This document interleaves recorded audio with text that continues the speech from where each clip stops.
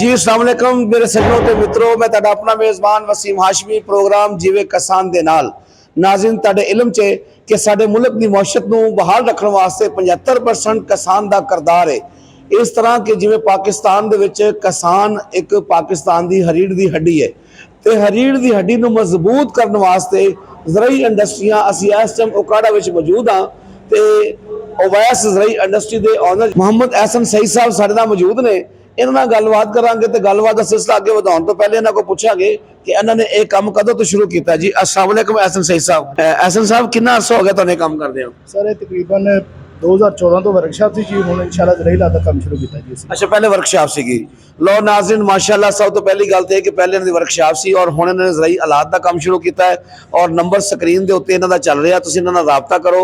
उम्मीद करते हैं कि तुहाडे नाल बहुत अच्छा सलूक करनगे और तुहानूं बिल्कुल बारैत बाजार नालों इत्थों चीज़ां मुहैया होणगियां। ते अपने को की बनाते हो? ये अपने को इंशाल्लाह जी ज़रई लात दे सारे जार ये नाम दसो। तकरीबन रूटावेटर वगैरह, हाथ में कराया, गोबर वगैरह की। अच्छा जी। उसके बाद जी अपना आलू रेजर है, प्लांटर है, डिगर है, हर चीज़ मौजूद है जी। ज़रई लात दी जितनी भी आइटम है यानी ऑर्डर तो तैयार कर दो या तैयार शुदा ने? नहीं इतनी तैयार कर दी वर्कशॉप है नाल जी अपने को तैयार है। अगर कोई ऑर्डर तो तैयार करावे तो भी कर दो इंशाल्लाह जरूर जी। ऑर्डर स्पेशल कोई स्पेशल अच्छा जितनी भी ज़रई लात दी तमाम वैरायटी जेहड़ी मिल सकती है। कदों इफ्तिताह कर रहे हैं? इफ्तान करीब यानी कि कोई 10-15 दिन के अंदर। अच्छा इफ्तिताह के मौके ते साडे चैनल देख के अगर तुहाडे कोई लोग आंदे ने तो उन्हां नाल की डिस्काउंट करोगे?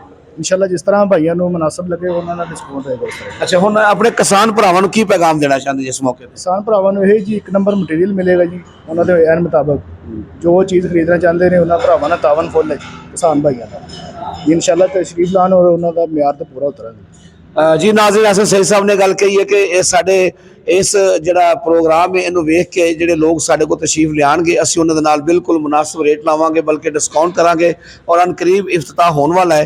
तो नाज़रीन जिन्ने भी साडे किसान भरा ने मैं उन्होंने पैगाम देना वा कि नंबर स्क्रीन के उपर इन्हां दा चल रहा है, तुसीं इन्हां नाल राबता करो और तुहानूं इंशाअल्लाह ताला बाजार नालों सस्तियां ते म्यारी चीज़ां इत्थों मिलणगियां। इहदे नाल अपने मेज़बान वसीम हाशमी दिओ इजाज़त। पाकिस्तान जिंदाबाद।